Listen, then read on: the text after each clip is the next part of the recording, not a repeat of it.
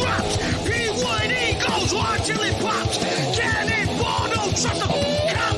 Johnny Spotswood just don't know when to stop. Yeah, and if you don't like it, you better take your ass up to the snooty box, cause this is the loud spot. Okay, see you later. What's up, everybody? Welcome to the Loud Spot. I'm your host, Sebastian, right out of Oklahoma City. I'm here hanging out with Cody from the band Hinder. What's up, dude? Not shit, man. Just hanging out. What's up?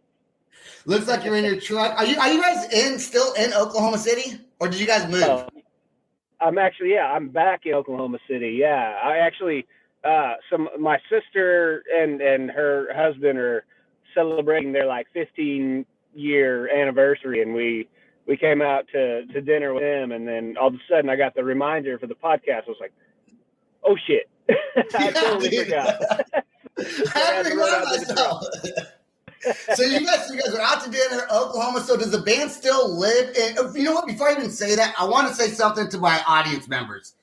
They're always telling me, you got to get more bands from Oklahoma on. You got to look, hey, I got Hinder. They're from Oklahoma City, all right? Doesn't get much bigger than that in this area. So you guys get signed a long time ago.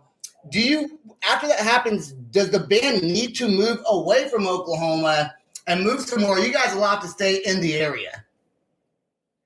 Yeah, so two of the guys have, you go out on the road, you meet girls out on the road, you marry girls from the road, right? And then you go away. That's how that works. So yeah, so now two of our guys are one lives in Atlanta and one lives in South Carolina. Okay, so kind of spread out. The rest of them still in Oklahoma. Okay.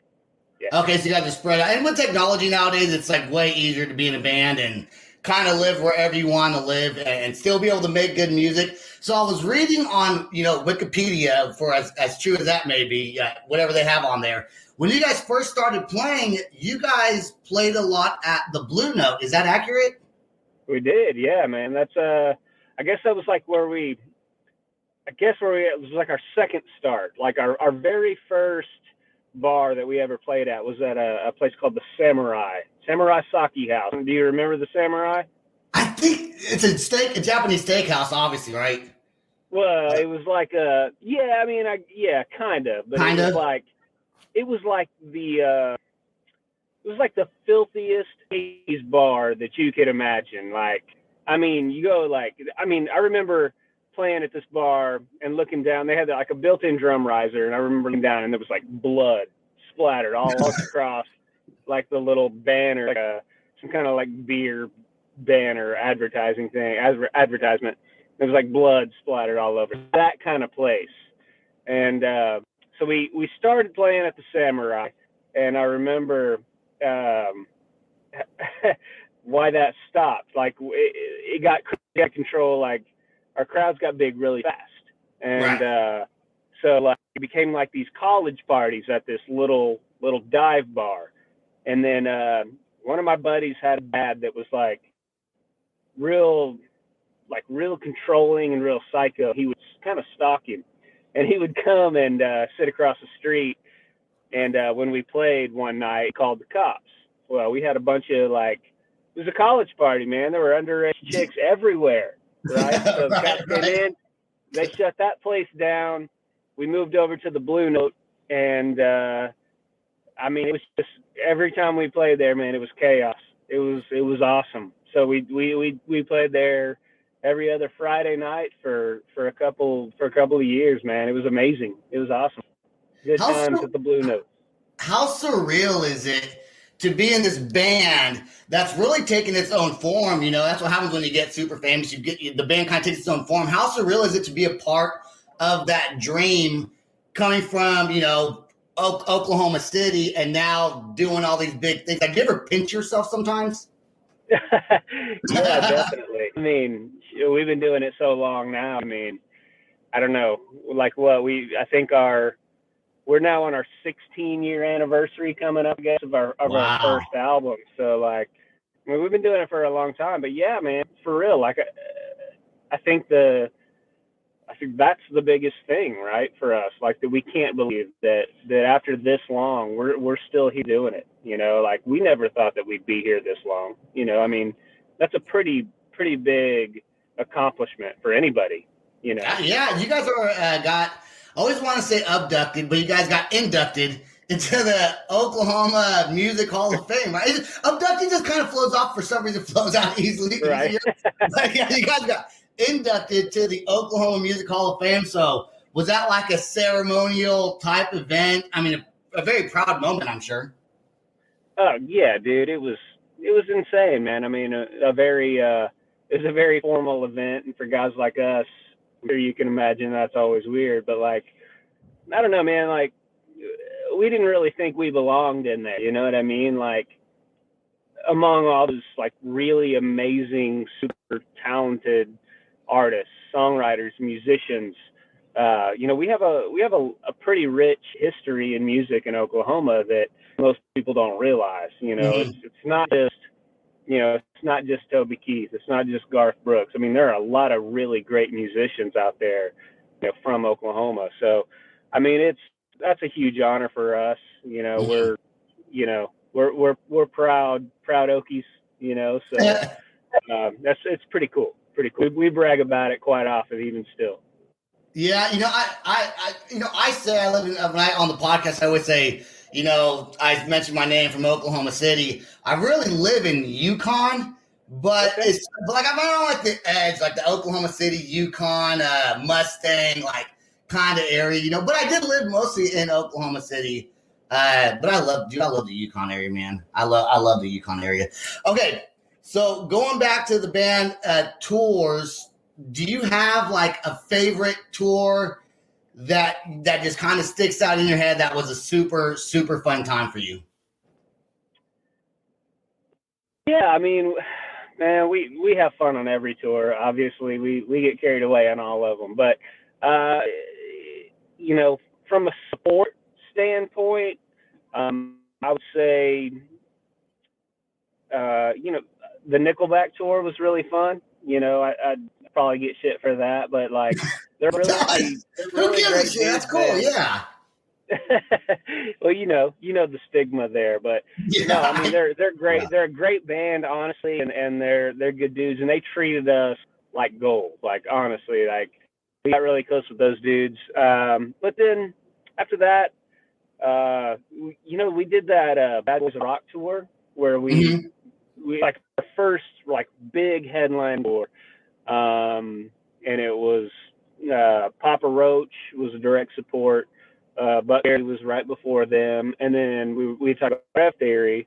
They were on I think they were first or four on that bill. So it was a really good package, and I don't know, man. How crazy is that to go and headline like a tour that big?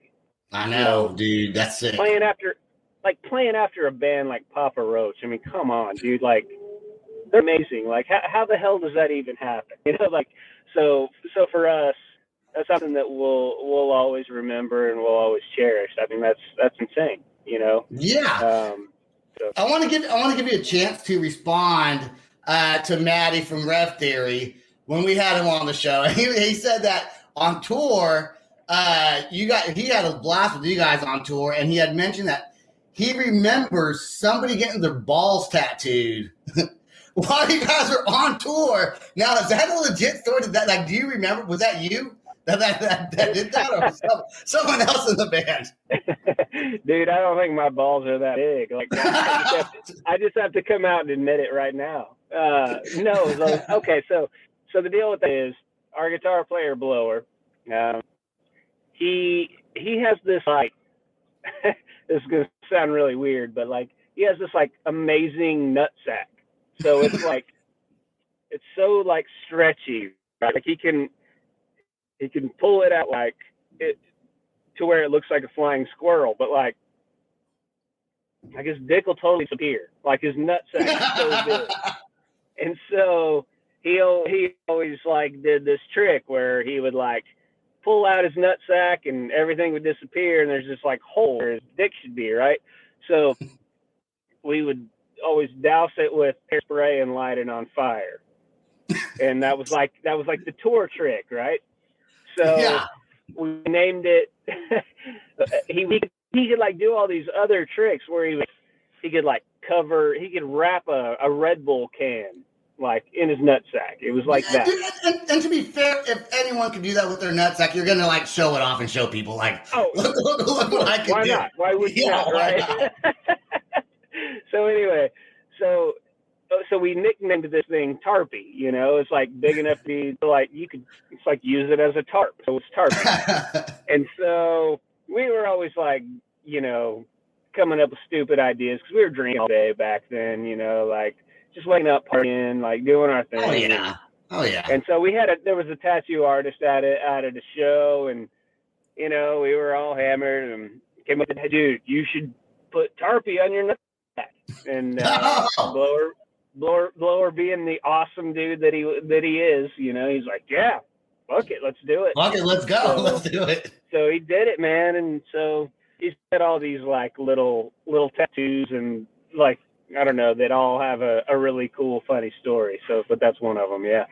Do you guys still, I mean, you're getting older now. We're all getting a little bit older, right? So going on tour now, is it still as much fun, or do things that are just as crazy, or is it like people are married now, they got kids, they got to think about like their actual futures, like their kids' future. So is it still like balls to the wall, or is it like, hey, let's just do the show and go back and take naps after you play? Well, you know, we always kind of feel that way now, like before the show, like, shit, man, I don't know.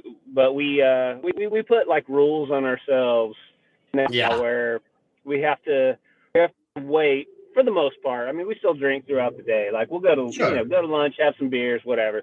But we you know, we don't really start drinking until an hour before the show now. So right, you don't want to get super trashed and go on stage, because that sounds fun when you're younger, but the older you get, you're like, man, I really don't want to be as hammered as I was. Right. You know, everyone has their moments of like, all right, I'm done with that shit.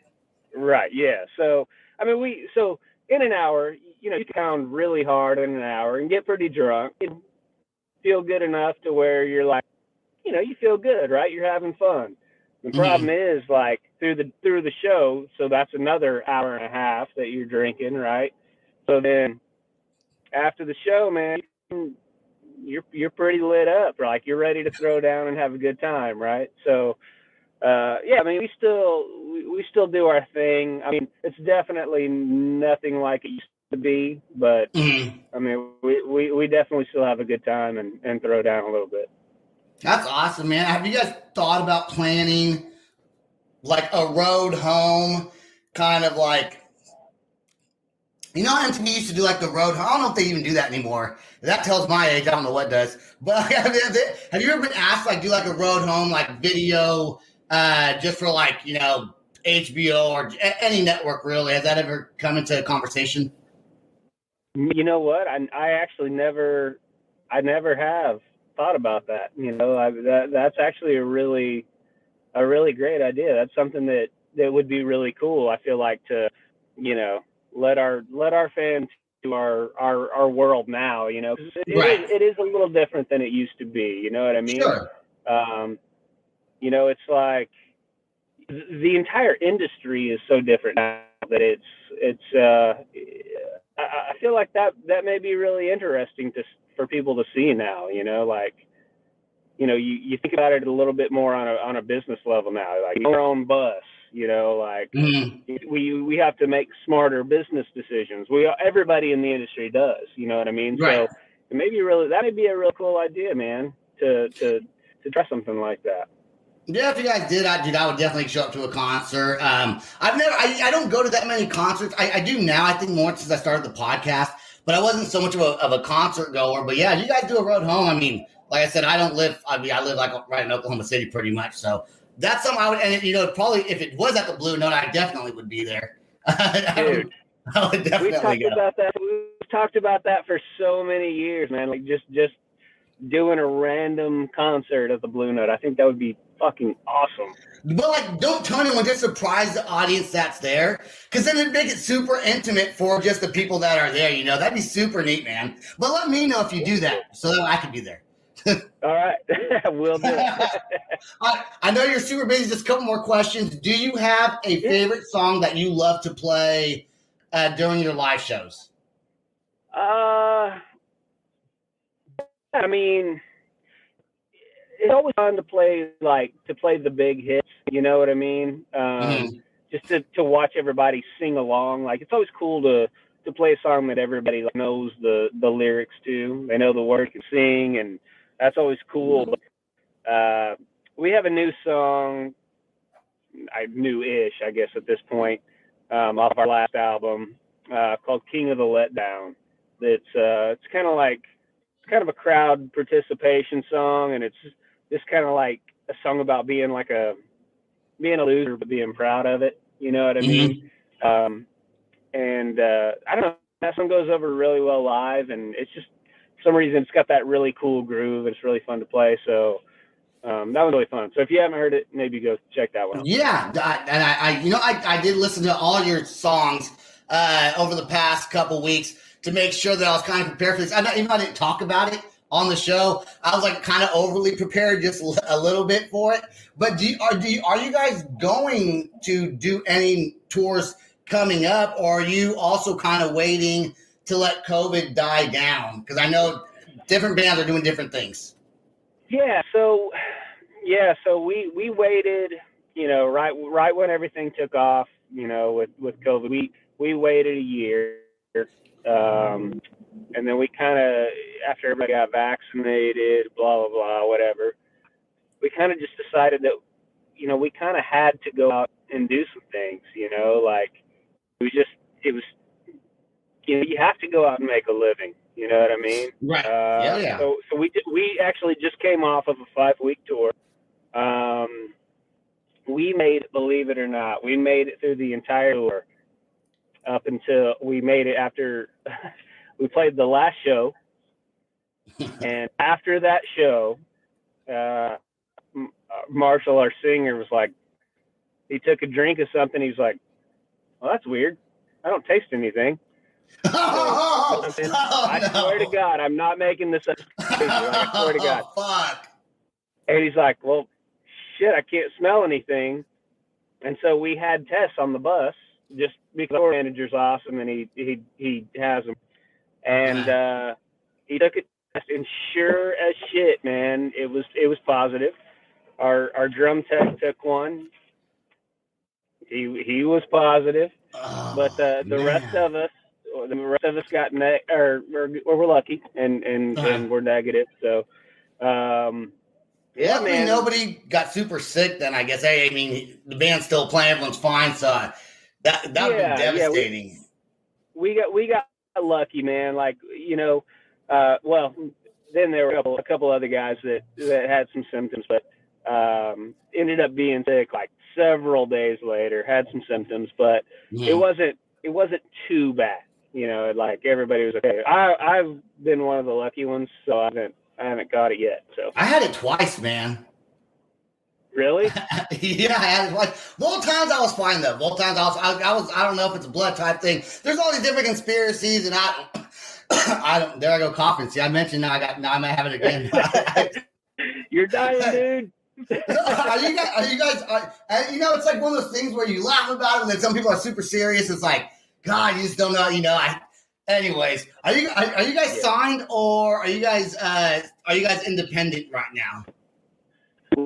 We are independent. We did our last album, which is our very first one that we have done independently. Cool. And so we haven't really done any music.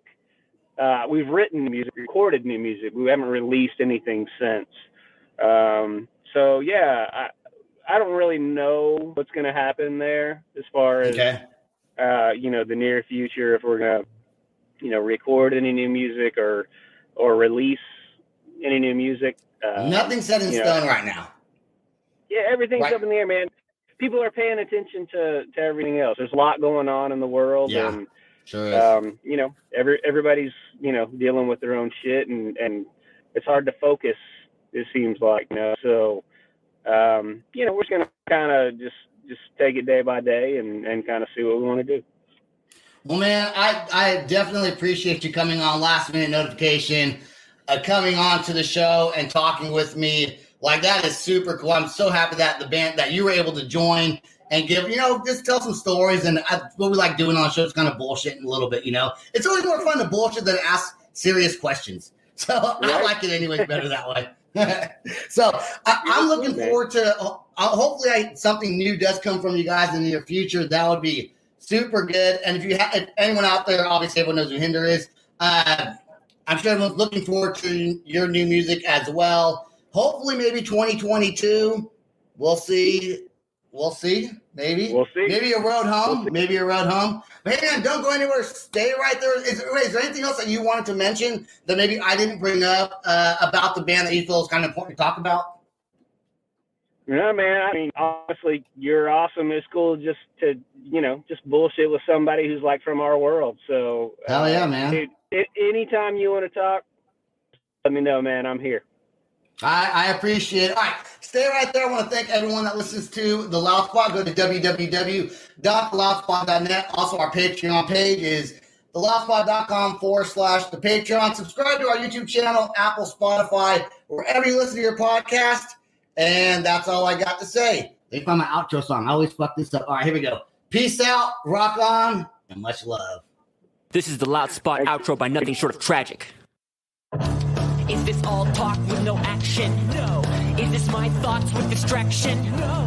Is this what I bought that's in fashion? Or is this the Loud Spot with Sebastian? Yes. Does nothing short of tragic have us back again? Yes. Does everything that's good really have to end? Yes. A pin post has a pin show, so to get more episodes, make an order, this is over. Thanks for watching our video. Don't forget to click the like and share button. Don't forget to go to our YouTube and subscribe. If you want to listen to our audio and pick up some cool merch, go to www.theloudspot.net. Peace out, rock on, much love.